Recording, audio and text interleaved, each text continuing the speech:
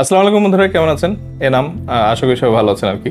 তো দেখেন, বাংলাদেশের রাজনৈতিক অবস্থা মানে একটু ডিফারেন্ট আর কি। মানে আমি আমার আজকের একটু অভিজ্ঞতা শেয়ার করি। সেটা হচ্ছে যে আমার কোনো একটা কারণে আমি একটা মানি এক্সচেঞ্জের অফিসে গেছিলাম আর কি। তো ওখানে আমার পিছনে আওয়ামী লীগের মানে মাঝারি মানে এলাকার যেই নেতা পাতি নেতা যেগুলি আছে আর কি, হ্যাঁ, মানে যারা ধরেন বিভিন্ন ওয়ার্ড কমিশনার অফিসে বসে থাকে বা মানে মিছিলের লোকাল যেই এলাকা ভিত্তিক যে মিছিলগুলো আওয়ামী লীগের, সেখানে একেবারে সামনের কাতারে থাকে। তো এরকম তারা 5-6 জন মিলে খুব জোরে সোরে আওয়ামী লীগের গীত গাচ্ছিল আর কি। এবং তারা তাদের যে ভয়েস, মানে আমি আসলে কথা বলতে পারতেছিলাম না যে আমি যে কারণে গেছিলাম আর কি। তো মনে হচ্ছে যে তারা খুব খুশি, মানে শেখ হাসিনা আসুক আর না আসুক, দেশের মধ্যে যে মানে পলিটেকনিকের যে ছাত্রদের আন্দোলন, তারপরে হচ্ছে যে ডাক্তারদের আন্দোলন, এইগুলাতে তারা খুব বেজায় খুশি আর কি।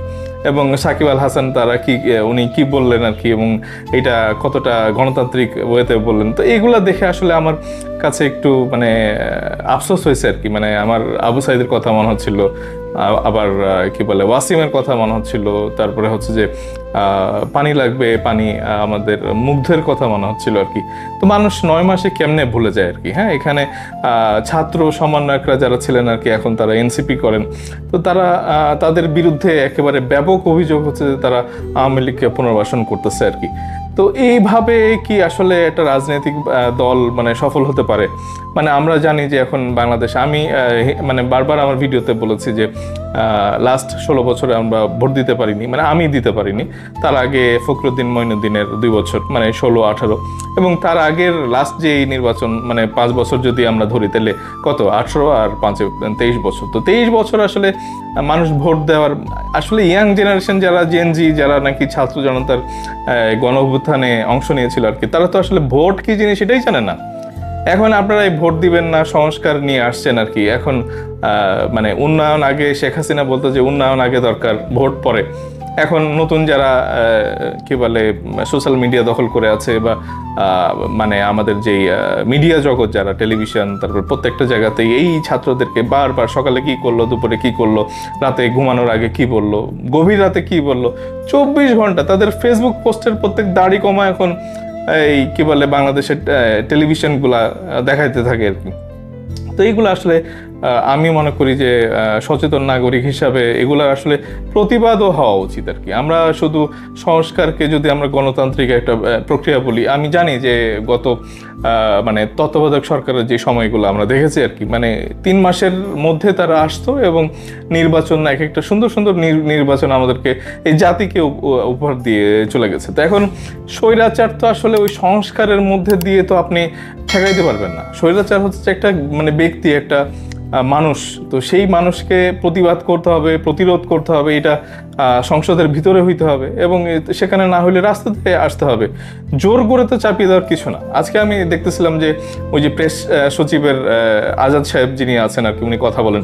তো উনি সমস্ত দেশ টেলিভিশনে উনি বলতেছিলেন যে 1000 সংস্কারের প্রস্তাবের মধ্যে থেকে 156টা দেওয়া হয়েছে, এবং প্রায় 100টার মতো নাকি কমন, মানে সবাই একমত হয়েছে। তো আমরা জানি যে ডক্টর ইউনূস সাহেব উনি তো বলেছিলেন যে আমাদের যেই প্রস্তাব যেগুলা সবাই একমত হবে, সেগুলাকে আমরা বাস্তবায়ন করে পরবর্তীতে যেগুলা মানে কিছুটা হয়তো চেঞ্জ করে করা যায়, সেগুলা হয়তো মানে ঠিকঠাক করে নেওয়া যেতে পারে। বাট একেবারে যেগুলোতে মানে মতের মিল থাকবে না, তো সেগুলি হয়তো পরবর্তী একটা কনসাসনেস বা একটা এগ্রিমেন্টের মাধ্যমে হয়তো পরবর্তী সংসদ বাজে মানে এদের উপরে ছেড়ে দেওয়া যায় আর কি।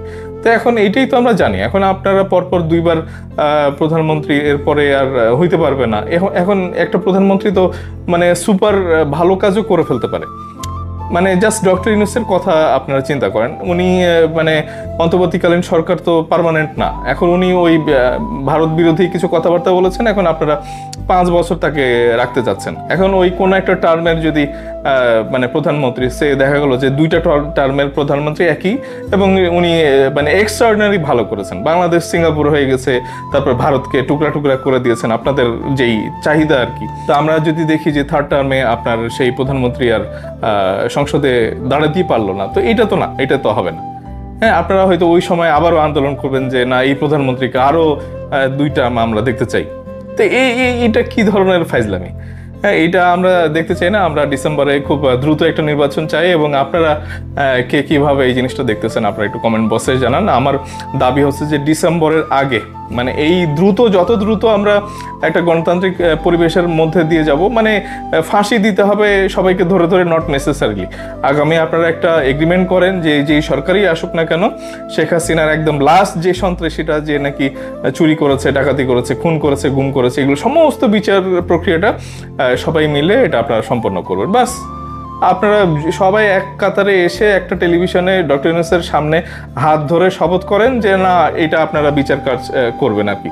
আর বাকি থাকলো হচ্ছে সংস্কার। সংস্কার যদি একেবারেই মানে নীতিগত কোনো মানে মিল না থাকে, তাহলে এটা থেমে যাবে। মানে এটা তো একমত হইতেই হবে, এটা তো আমরা কোনো রকমের কথা কোথাও আমরা বলতে শুনিনি। ডক্টর ইউনূস নিজেও বলেছেন যে না, আমরা যদি একমত না হইতে পারি তাহলে এটা পরবর্তীতে এটা চলে যাবে আর কি। এখন আজাদ সাহেব ওই প্রেস সচিবের সাথে যিনি ডানহাত বামহাত ঘুরেন আর কি, তো উনি বলতেছেন যে না, এইটা 156টা মিলতেই হবে। মানে কি ধরনের কথাবার্তা আর কি।